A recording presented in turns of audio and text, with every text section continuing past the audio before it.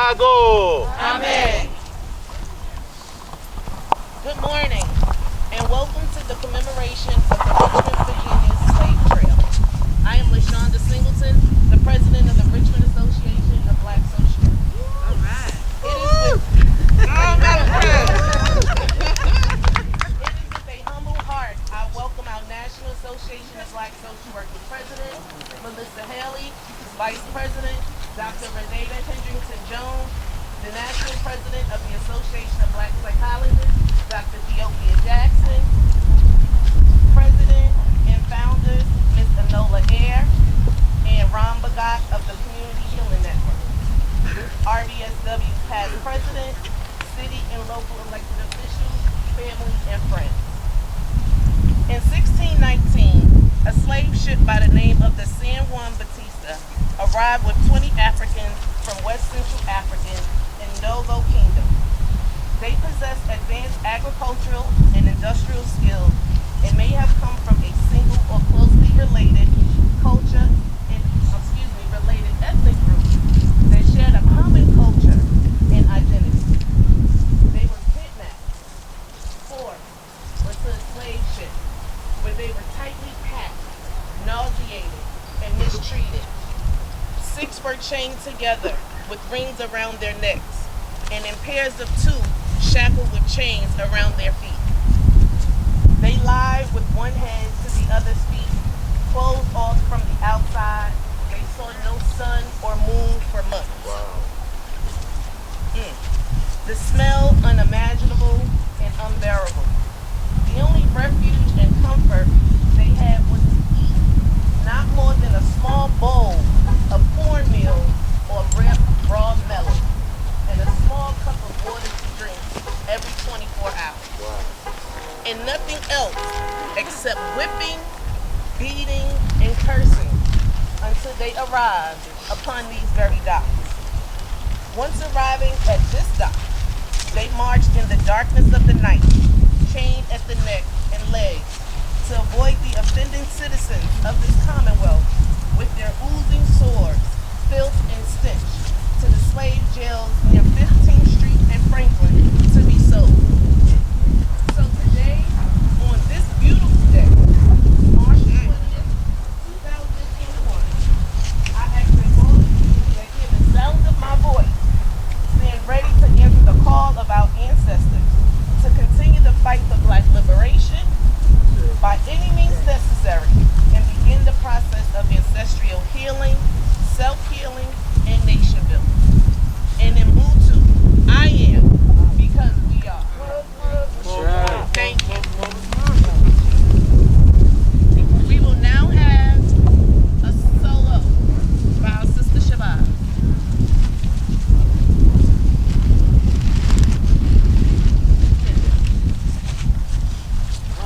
Sometimes I feel like a motherless child. Sometimes I feel like a motherless child. Sometimes I feel like a motherless child. A long way from home. A long way from home. Sometimes I feel like I'm almost gone.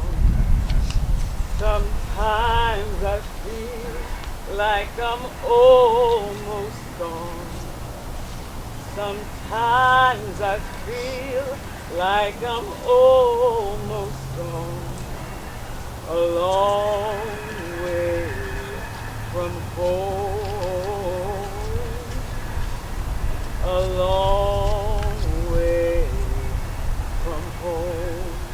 True believer, true believer, true believer. A long way from home.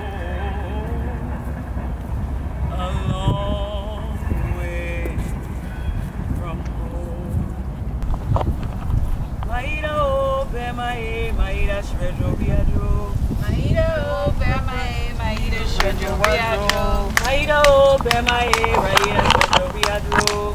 Maida o Bemae, Maida Stretcho Viadro. Maida o Bemae, Maida Stretcho Viadro. Maida o Bemae, Maida Stretcho Viadro. Maida o ACA, Maida Stretcho Viadro. Maida o ACA, Maida Stretcho Viadro. Maida o Asuoe, Maida Stretcho Viadro. Maida o Asuoe, Maida Stretcho Viadro. So this first ritual that we're going to be doing will be a libation on the Paye. I'll be calling upon the ancestors, those deities of the African people, the Orisha, the Albasoon, the Loa, the Netea, the Shepsu, all of those universal forces that have never left us and continue to guide us here in North America. I would say a portion of this libation in Tree, the national language of the Akan people of Ghana, West Africa. When I get to the middle of the libation, I want you to call upon our ancestors, your family lineage, and our national heroes. If it was not for their valiant efforts of surviving the Ma'afa and the horrors that took place here in this place, none of us would be standing today. Are you with me? Yes. So this libation, we're not here to cry, but we're here to celebrate the survival of our people and our righteous victory moving forward in the 21st century. Yes. All right? So that's why we're here, to heal all these wounds. And when I say this libation, I'm going to give a context of our historical record going back 10, 15, 20,000 years. We're going to talk about the Ma'afa, but also give us the energy that we need to be able to heal African people throughout the entire diaspora. Are you with me? Yes. All right.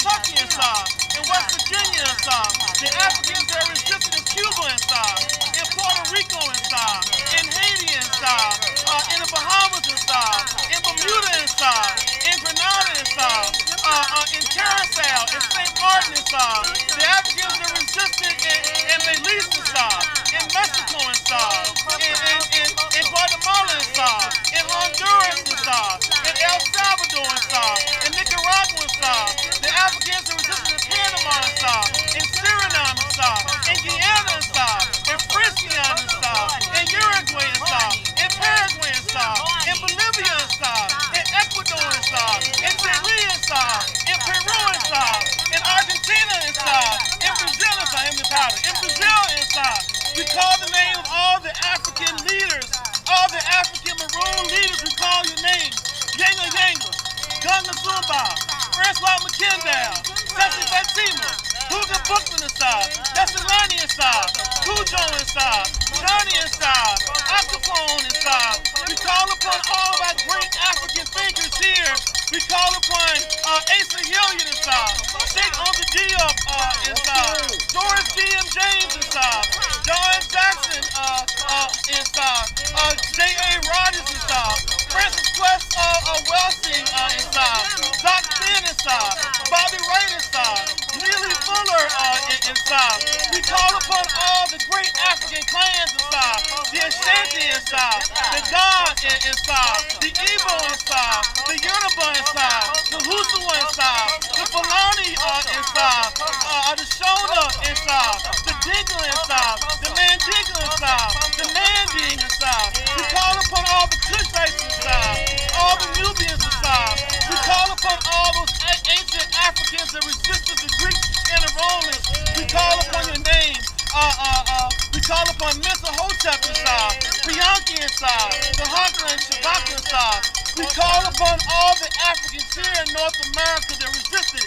Ada B. Wells inside, Fannie Lou Hamer inside, Rosa Parks inside, the Honorable Marcus Mosiah Garvey inside.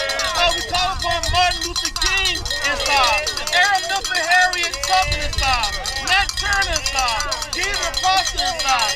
And we call upon all the Africans that were raped, that were castrated, that were eviscerated, that were lynched, that were tarred in feathers. All the women that they killed their babies so they would not endure the horrors on the plantations.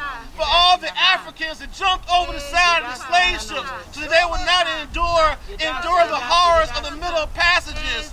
For all the brothers and sisters who suffer from the diabetes, the hypertension, the sarcoidoses, the anxieties, the depressions, all the mental illnesses that come from us being under subjugation and oppression for 401 years. We say Madasi, Madasi, Madasi for your survival. I come on behalf of the Nkobi and Sa Society, of the Buswapa Black Family Institute, on behalf of the National Association of Black Social Workers. I come on behalf of the Association of Black Psychologists. I come on behalf of the Community Healing Network. I come on behalf of Zeta Phi Beta Sorority Incorporated, all those organizations that are here with us today. They have dedicated their lives to the mission of sovereignty, the mission of nation building, and the mission of returning our people back to our right minds, returning our people back to our rightful place as kings, as queens, as husbands, as wives, as warriors, as nation builders.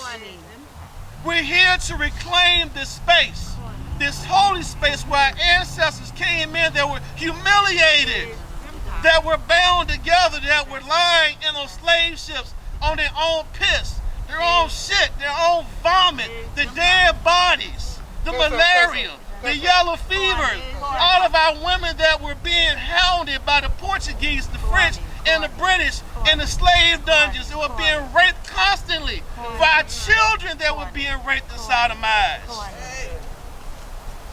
But we're here to remember you. We're here to acknowledge you. We're here to do all of the work that needs to be done to restore the primacy of the black family. And we have never forgotten you, and we will never forget you. And on this good day, the first day of spring, we pour this libation. We will have these speeches and whatever will be said today to start this first day of healing and reestablishing a new order. And we finally say, Nana, for all of you that came, the names that we know, the names that we do not know, we will do the work of restoring the primacy of African culture, and we'll bring back our culture and all those things that are with us through our ancestral DNA to the most complete their most uncompromised and the most unadulterated form. We say Madasi, Madasi, Madasi, Madasi be yours. We are here to rekindle the fire that burns in our spirits for our families, the preservation of our families, and to let some know where we started. Many people, the last time I came here was when I kicked off my campaign to run for national vice president. I thought it best to start with the ancestors and where they entered this country.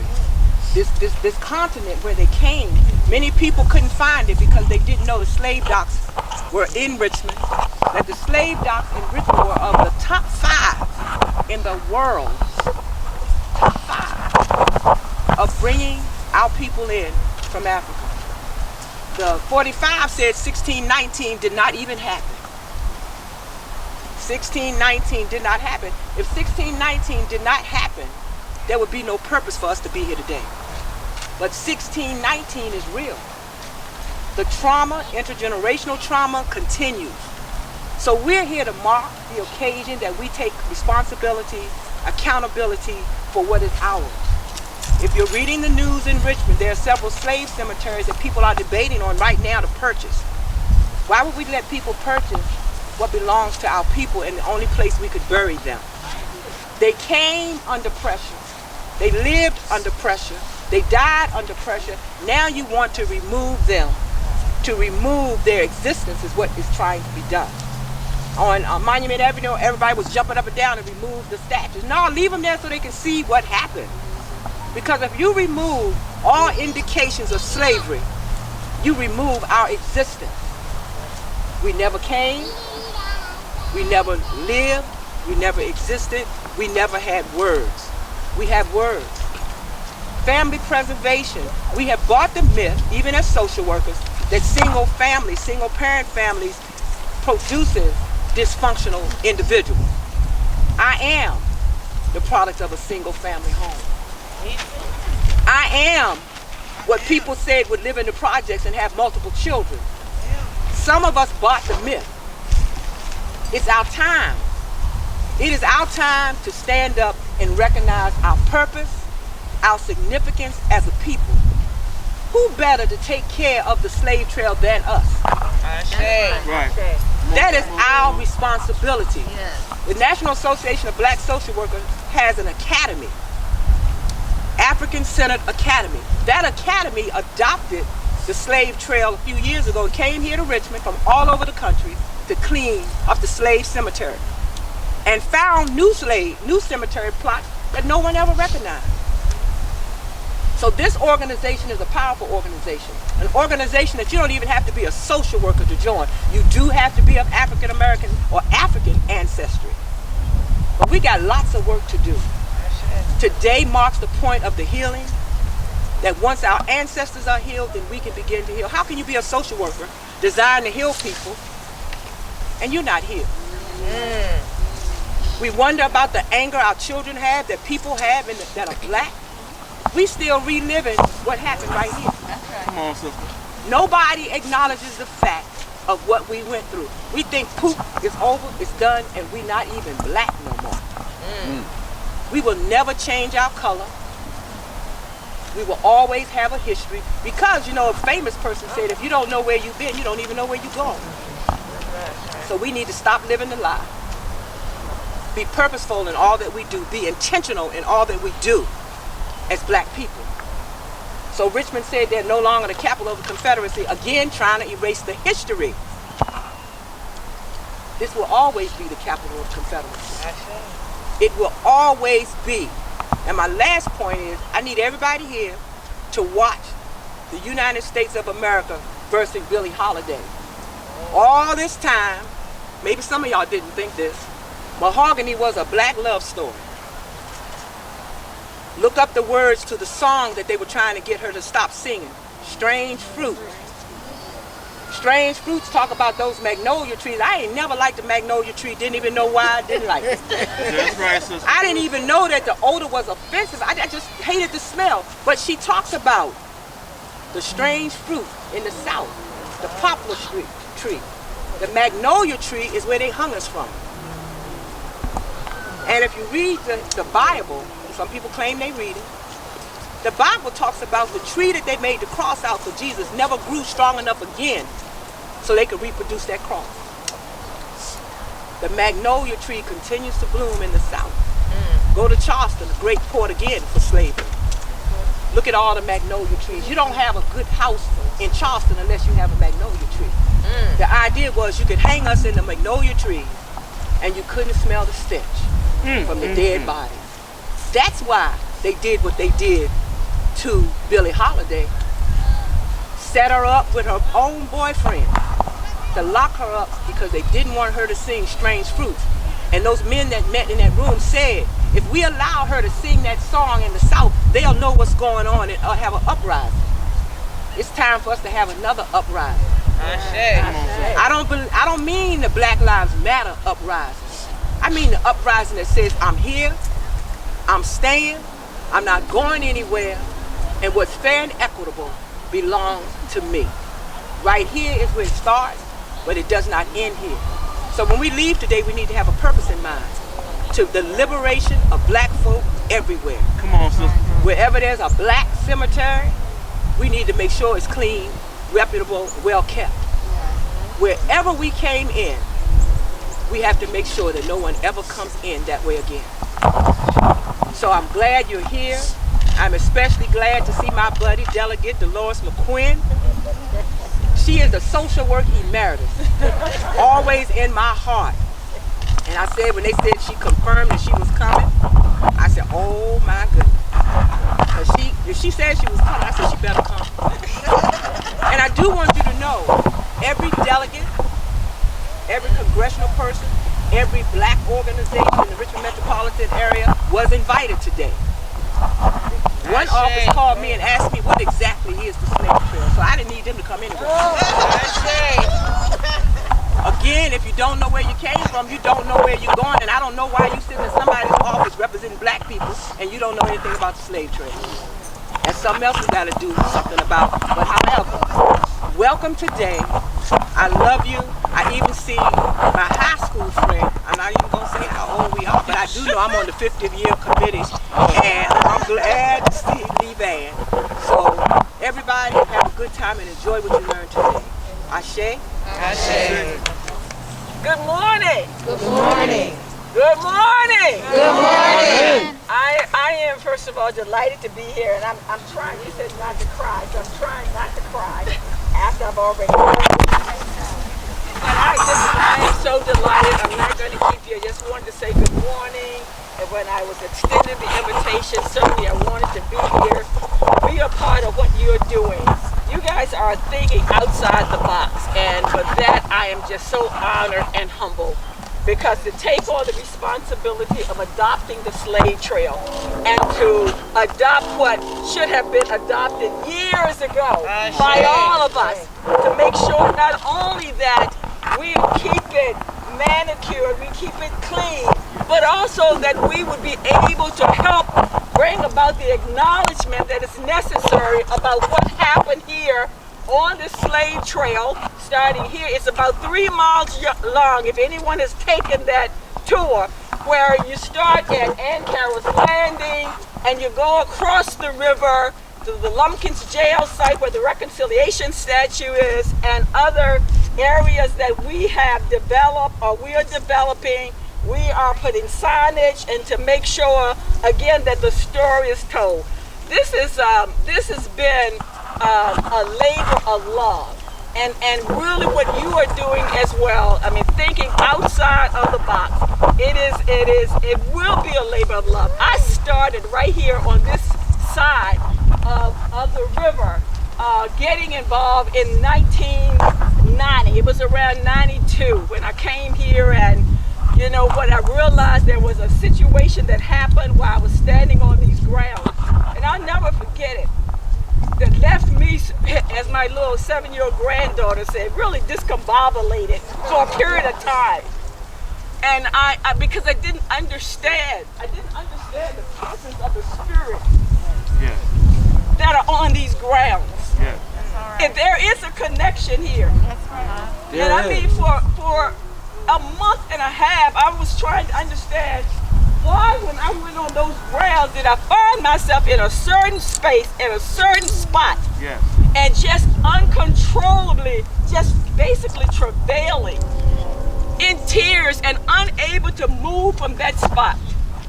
And I realized that day, after that day, about a month in praying, and what the Spirit said to me, you didn't choose them, they chose you. That's right, sister. That's right. And we are chosen. We are chosen to stand in for those who stood up in many ways for us. We stand on their shoulders, and we are because they were. That's right. Make no mistake, the only reason that any of us who are standing here today, African Americans across this nation, across the world, is because someone persevered, someone was determined, and they are on their mind.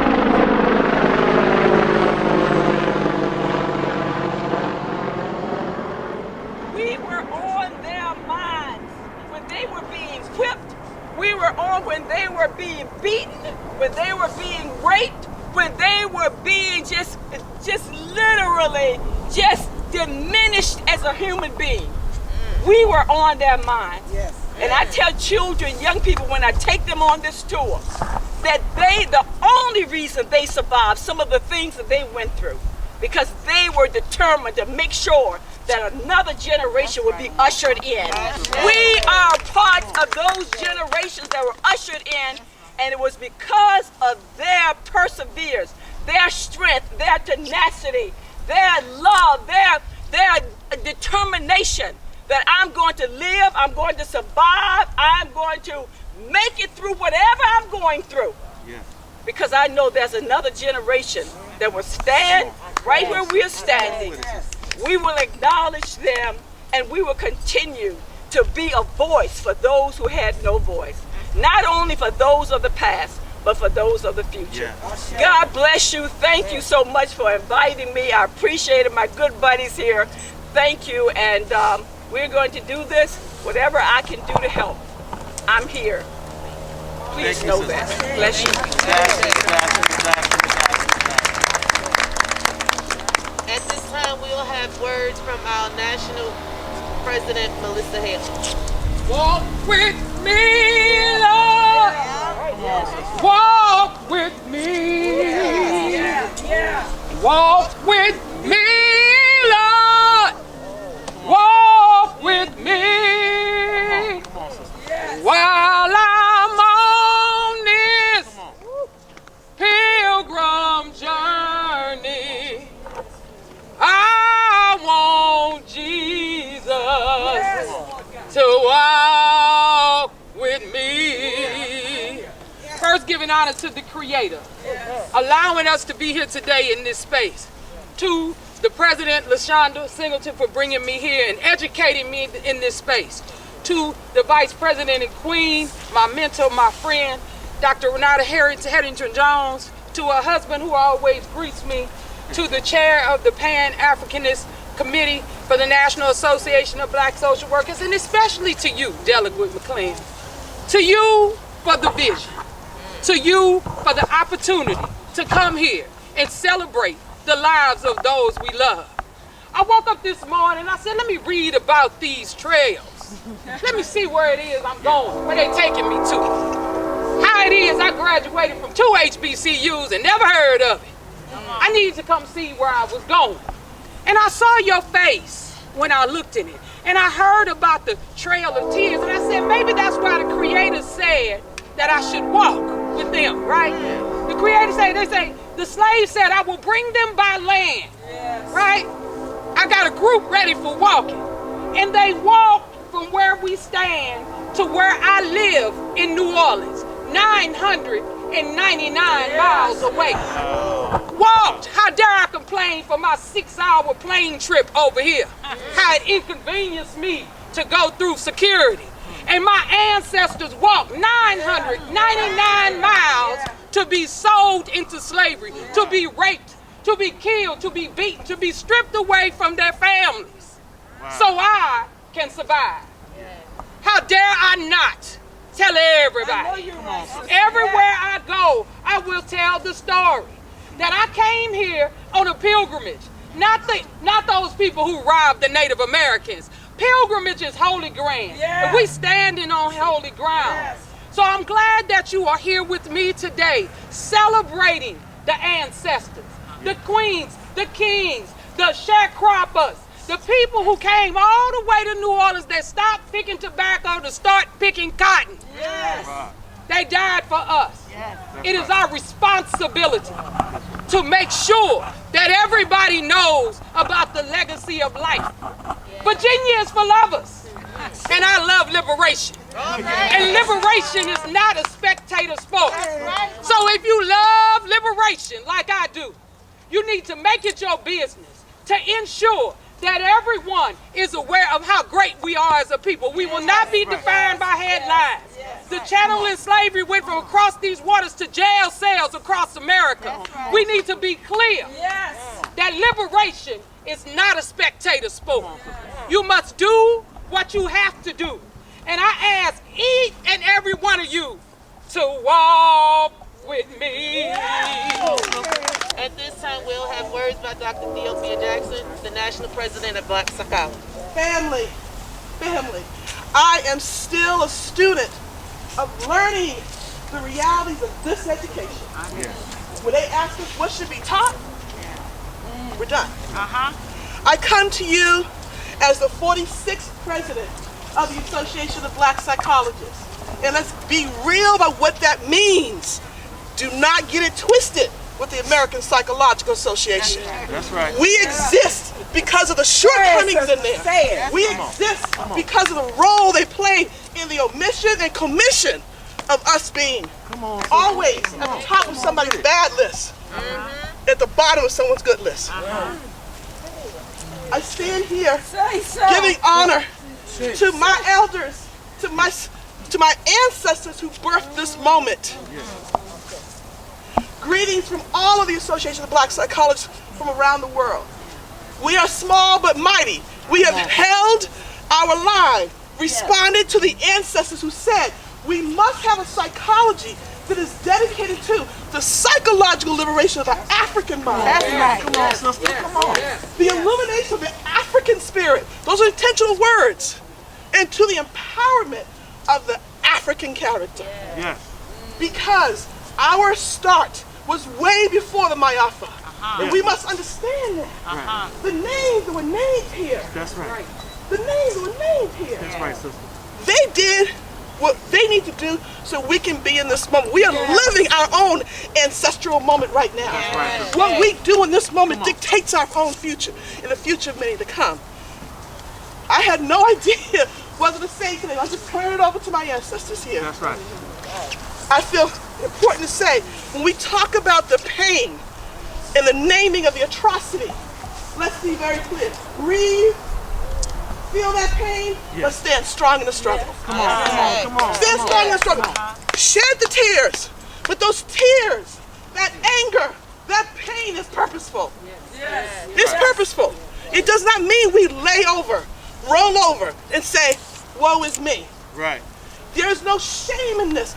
Our people have been taught to shame their beginnings. Right. What happened to us did not define us. Doesn't somebody say something about trauma? See how the language goes? Now they have the concept of trauma, and now it's okay to say, it's not what's wrong with you, it's what happened to you. Well, if you understand that, to go back and start here. That's right. Start here. Because we must understand the psycho-spiritual residuals of those events. Come on. It's not just what happened to our bodies, it's what got into our DNA. It what got birthed into our babies before they took their first breath. This is intentional. Ask yourselves, whatever they call mental health illness today, where is its roots? That's right. Where's its roots? Where's its roots? And I'm not going to stay here long. We've got to say this too. My black ancestors have taught me, you must ask a question. What is going on in the minds and spirits of humans who could do what they did for however long they did? Right. Not just what happened to, what did they do to themselves? They birthed babies looking up, watching that hanging. They had picnics under it. That's right. Picnics under it. January 6th is the residuals of that. Come on, sister. Between ABC and my cousins of Black social, we got what we know our people need. That's right. We just got to get the reach out there. Because many of our people are still lost in someone else's psychology. That's right, sister. Where is their medicine for what happened to them because of what their ancestors did to somebody else and also did to them? What happens to that? I'm almost done, I promise you. I also want to say in this here moment, for me, the civil rights was a moment for this movement. There is absolutely no more turning back. I don't want their equity. I want them to do as I say it needs to be done. That's right. The next generation of Black scholars, warriors, our babies will never have to explain themselves to anyone. Never. Never. And we'll never have to teach somebody what is structural racism. If we step into our Black humanity correctly, everybody will come correct. Black lives don't matter until erase that one. Forgive me. Black lives matter, so in fact all lives can matter. That's right. That's right. And what does that mean? Our Black humanity says, why are children being caged over a wall? Our Black humanity says, we hold you accountable for the killing of Asian people because of your fear, your ignorance. We hold you accountable. We hold you accountable for the internment of Japanese Americans. We hold you accountable for the genocide to Native Americans. These are not separate instances. Come on, sister. ABC was the first to step out and become its own ethnic psychological association. Come on. Because we understood that there was more psychology, more science. The stories you heard, the song my sister talked about. Billie Holiday, she named the diagnosis, she named that illness. That's right. When your mamas used to say to you, somebody catches a cold, we catch pneumonia. They knew about healthcare disparities before Western world could name it. Keep it real. Keep it real. So do not be afraid of your Black geniusness. Do not be afraid of your Black brilliance. Step out. Hold each other accountable. And for those who understand this science, join us. But we must move forward in a different way. I say to you, when I think about the psychological wellness of our society and the role that mental health programs have played, like the American Psychological Association, I call you to task. That's right. I call you to task because if you had the science to do right by us, Brother Floyd and all the Floyds before it would never happen. January 6th would never happen. They are evidence that either you have a science and you withheld it, or what's happening is supposed to happen, called white supremacy ideology and capitalism. Come on, sister. Because you don't make your money unless we stay pathologized some kind of a way. Ooh, I got great soul. That's a bomb right there. I want to close by saying, everybody's looking now. Everybody wants to say, what is Black mental health? How can I help? Family, help your family let go of this question. Do you have a Black mental health provider? Let that go. Please let that go. But sometimes, some of us are still infected by that disease. Come on. And we're doing more harm than good. Come on. Your question is, what does your theory, practice, evidence-based skill have to do with trying to understand the psychological, spiritual residuals of 400 plus untreated trauma in our community and how it's manifesting in these symptoms you say I'm presenting with around hypervigilance, anxiety. Because we played a role in not addressing it, and we're playing a role in sustaining it. Come on, sister. Come on. So I close by giving you two gifts that I'm continuing to learn in this unique moment of being the president. 3 points. Sorry about that. First and foremost, it's very clear to us why most of the leadership in Black organizations right now is a feminine force. Don't get it twisted by our Western idea of gender disparity, women versus men. No, that's not it at all. The ancestral energy. This is balance. This is balance. Because in in this feminine energy is in fact the responsibility for life for all. And we're strong enough, bold enough to protect and stand solidarity with our men. So we're both love and warriors at the same time. There's a term called Zola. It's a Kakongo term that means a tranquil love, a peaceful love, and a protective love. Walk away from the dichotomy of gender issues in America and embrace that you must love fiercely. That's right. Love unapologetically. Love by taking a risk. Love by being ready to pay the cost. To speak the truth. Even when they don't want to hear it. To love one another.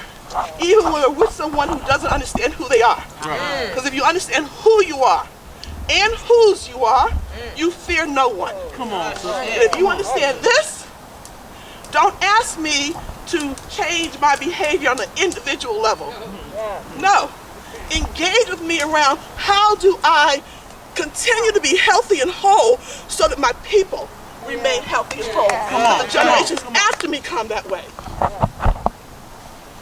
I also want to say too, the idea of sawubona, which I'm embracing as well. This too is a Kakongo term that basically says, I see you.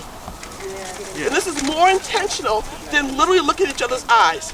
It is the reality that all of my ancestors see all of you, and all of yours see me. The names we just named, the warriors who crossed over in this last year, understand the forces on the other side. Understand that force. Nothing to be afraid of.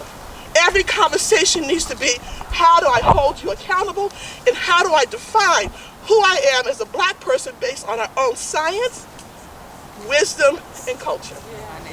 The emotional emancipation circles is one of the most prominent evidence we have of this science. So on behalf of my dear sister, friend, warrior, Anola Aird, and all of the Community Healing Network, I also bring you greetings from them as well too. The EECs are meant to belong to us, belong to you, make them what they're supposed to be. Thank you for the wisdom, courage, breath, and grace of the Black social workers for taking this on and inviting me to be here.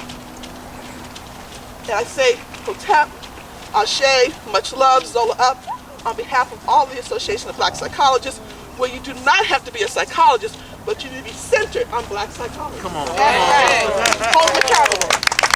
Oh, one more thing too. To all of my divine nine that are here, right where you're supposed to be. Love you, my little sisters of Z5P. Blessings to my sorors with the Delta Sigma Theta. Divine Nine is supposed to be leading this pack, and we're the ones that got our sister into the office. And let's be clear, she came from HBCU, but now we must do the work to support her as well too. Do the work to hold everybody else accountable under her, because she doesn't have that much power up there. Right? But if we push everyone else to do what they're supposed to do, then she has a force to work with. Peace and love, everybody. So I want to do three things. The first thing I want to do is create a healing circle for our youth. So if we can create a circle where the elders and adults are on the outside of the circle, so come all the way around here, and the youth are on the inside of the circle. Deep breath, inhaling in the oxygen and energy of this space. Taking a deep breath, and then exhale out the carbon dioxide and any type of tension or stress that you have anywhere in the body. I want to invite you again to take in a deep breath, and if you feel comfortable, close your eyes. Then just look down at the ground with a soft gaze.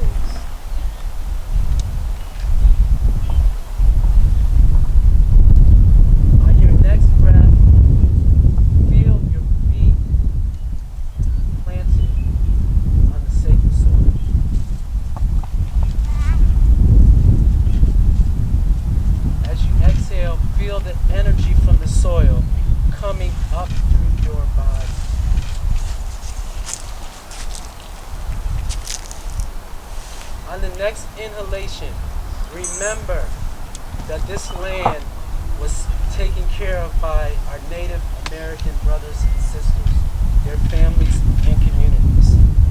And we honor them.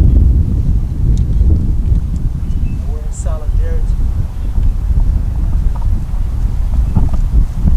And as you exhale, feel the love and energy, spirit that surrounds us and protects us and guides us.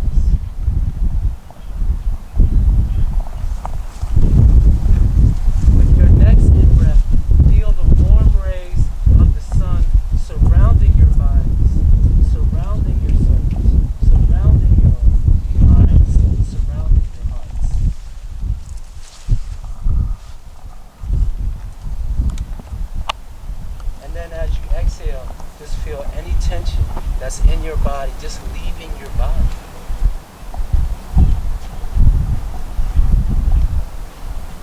And as you breathe at your own pace, remember your grandparents. Feel their presence on either side, right and left. Imagine their grandparents standing behind them.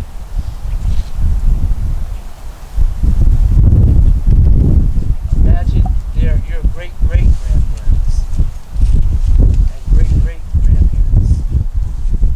Those are our ancestors that came on these shores. And they are so happy and grateful that we are gathered here today in their honor. Dedicated fully to healing their wounds. Our ancestors are here with us. They walk with us, we walk with them. We are a reflection of them. And as the work that we are committed to doing the healing generations of our ancestors, imagine and feel that force protecting our children who are on the inside of the circle and their children and their children's children for at least 7 generations. That the symbolism and realism of our gathering here today, our physical presence, are planting seeds that will carry us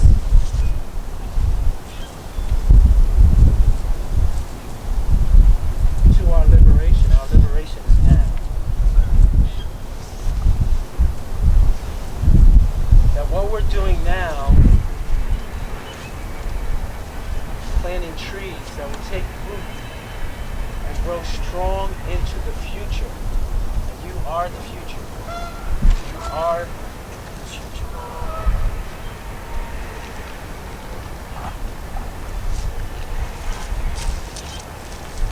As you take your next exhalation,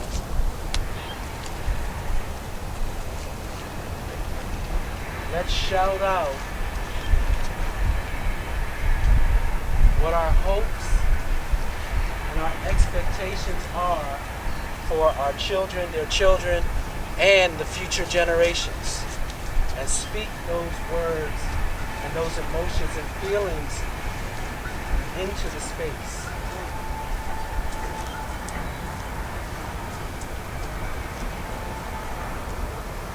Love, Freedom, liberation, Healing, health, strength, prosperity, joy, a future, peace, vital power, knowledge of self, abundance, I am my brother's keeper. grace, they're not working on it.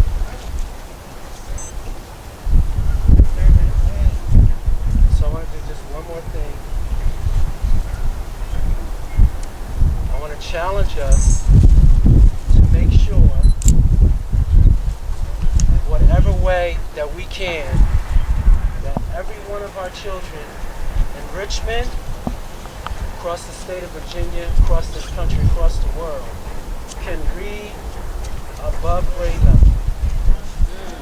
Can read above grade level. And I want to share a story for the young ones. I just want to read you something from this book I have. Is that cool? And I want you just to open up and let these words seep in. And then your parents, your aunts, your uncles, they're going to break it down for you, okay?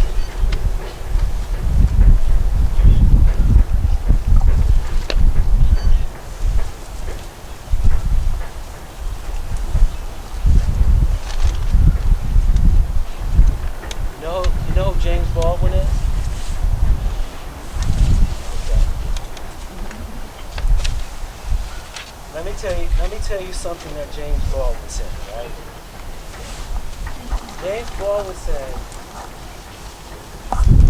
that the power of the white world is threatened whenever a black man refuses to accept the white world's definitions. Come on, bro. Monica.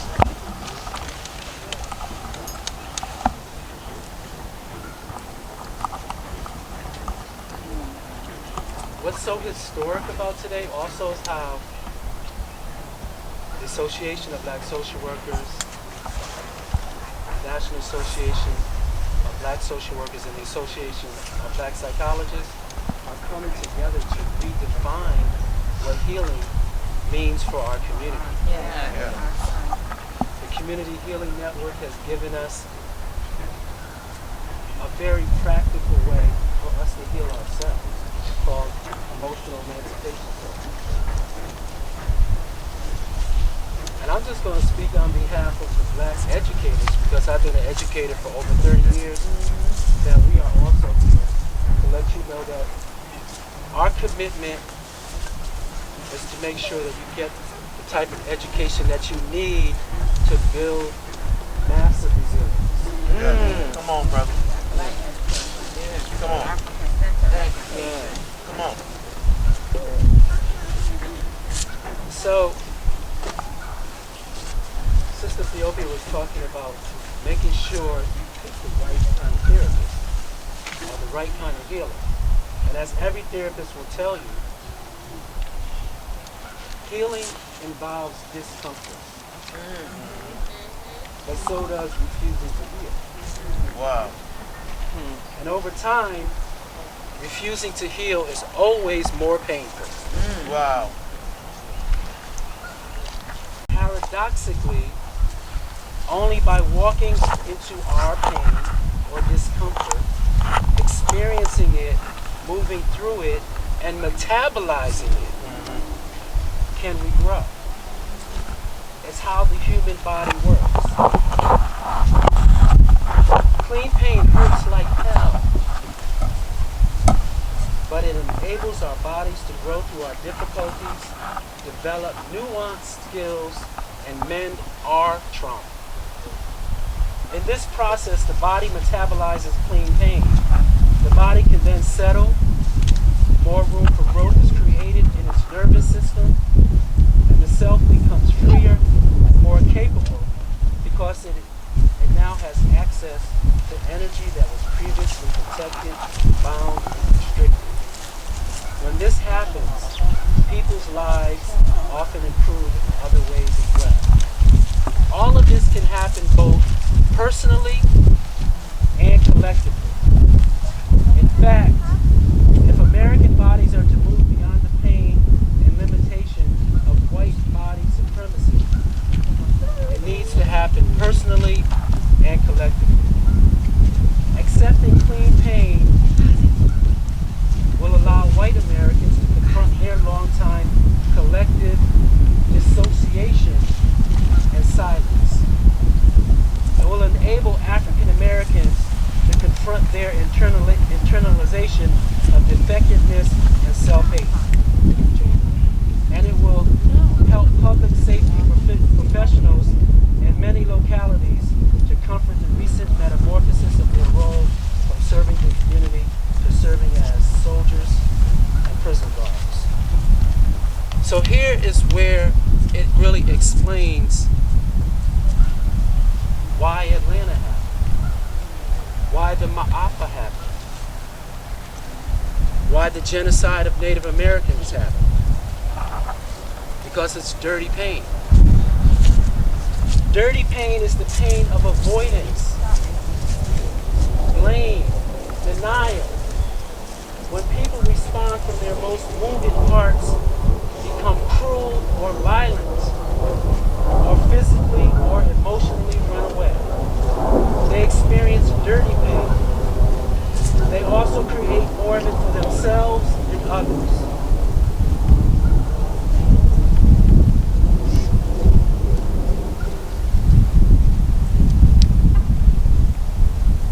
There is a lie that has been told, right? And the lie that has been told is that we are inferior. The lie that has been told is that we are savages, that we are violent, that we are hypersexual. Those are all lies. Those are lies told by people who are experiencing that dirty pain. They're experiencing that pain and they're trying to put it on you. They're trying to make you look bad and feel bad because of your skin color, because of your hair, because of your eyes, because of your shape. They are suffering and they're trying to make us suffer. We have to heal ourselves.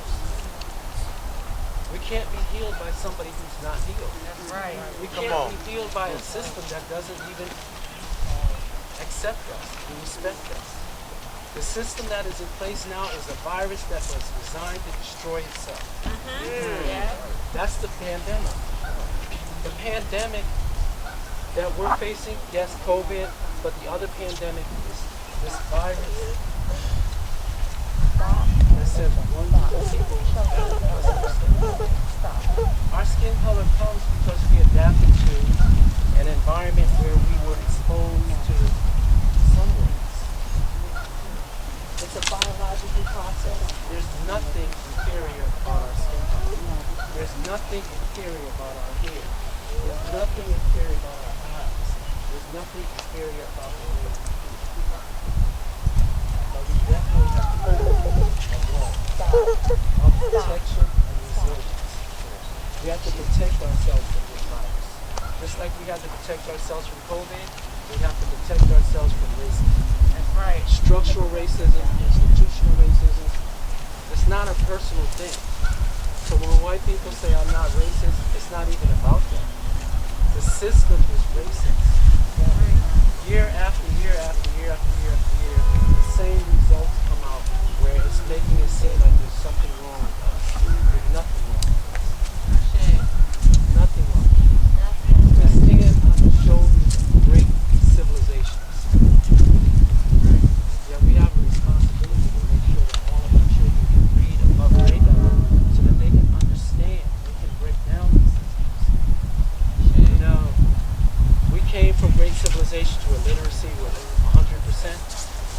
And then it was a law that we could not read. It was a law. If we were caught reading, we were killed. And now today, we're still facing similar problems where our children can't read. So make sure that your baby brothers and sisters can read. Read as much as you can to understand and read about your people, the great contributions that they made. So I want us to take one more deep collective breath, inhaling together, and exhale with a large collective sigh. Let's say Ashe, Ashe.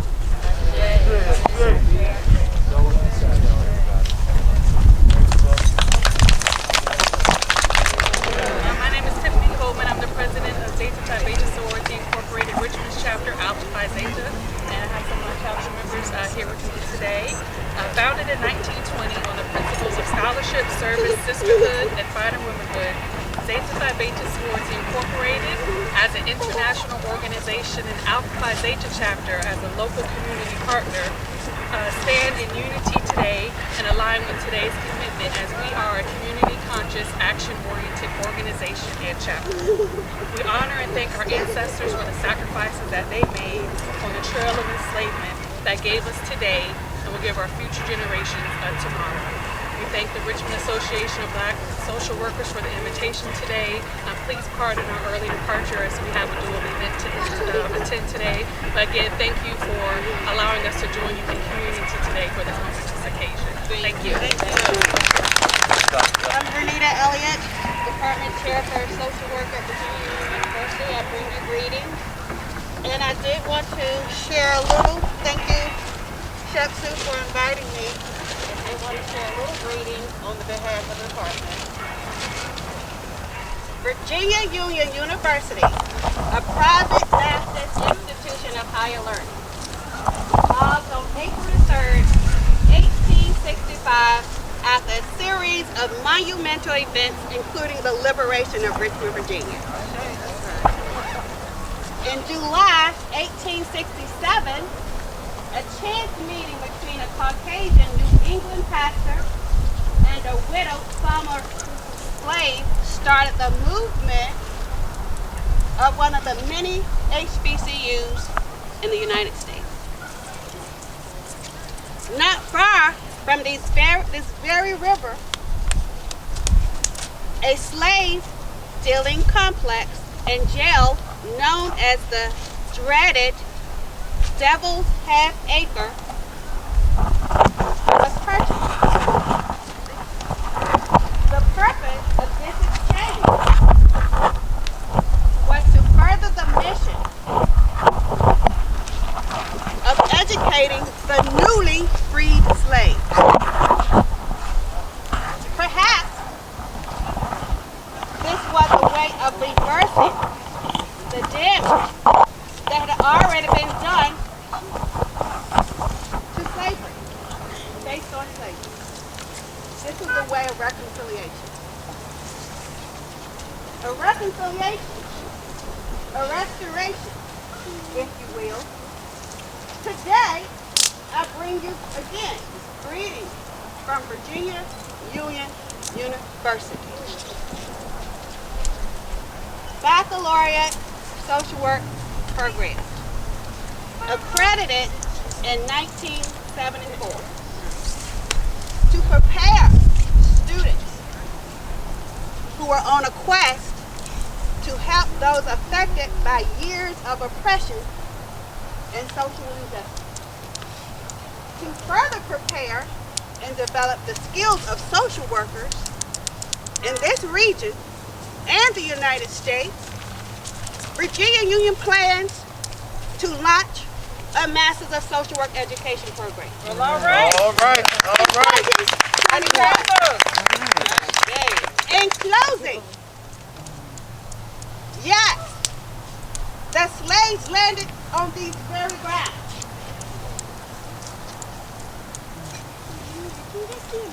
Where's sister? Come on, sister. Bound and chained.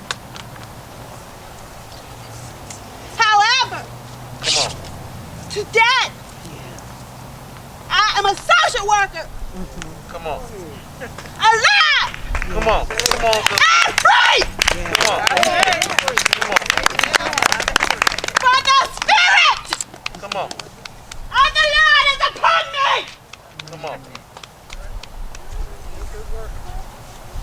Because come on. He has anointed me to preach the gospel to the poor. He has sent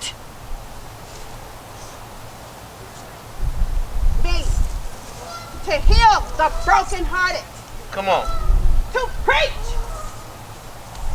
and recover of the sight of the blind. Come on. To set at liberty those who are bruised. Come on. To preach the acceptable year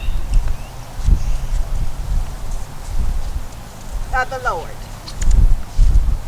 This scripture is found in Luke 4:18 through 19. This is the charge of social workers, psychologists, and educators, and those who are all willing Come on.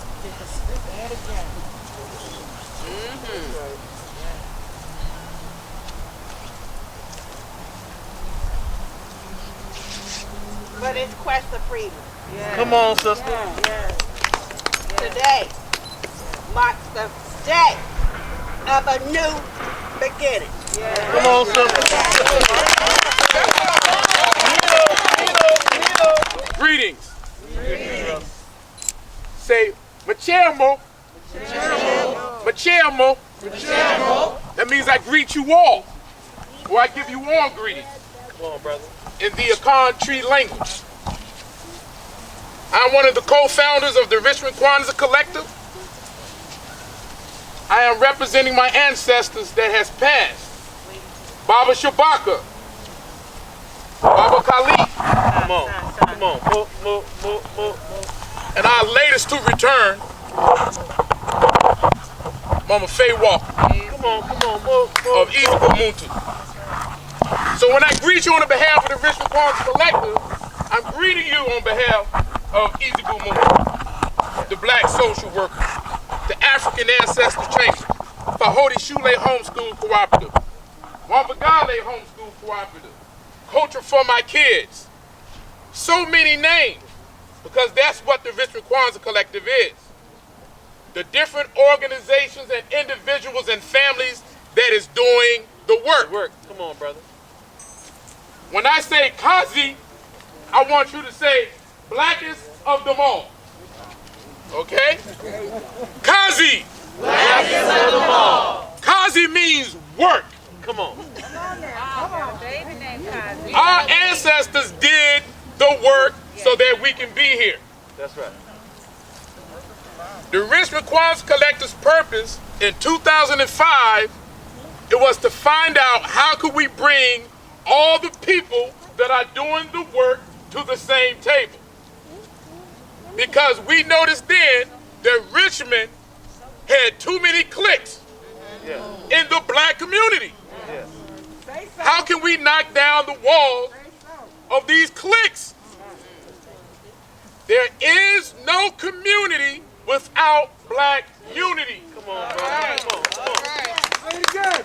Because Kazi is the blackest of them all. Because Kazi is the blackest of them all. I also greet you on behalf of the Abusa Wapar Black Family Institute. Come on, brother. And there be no Abusa Wapar without the black social workers.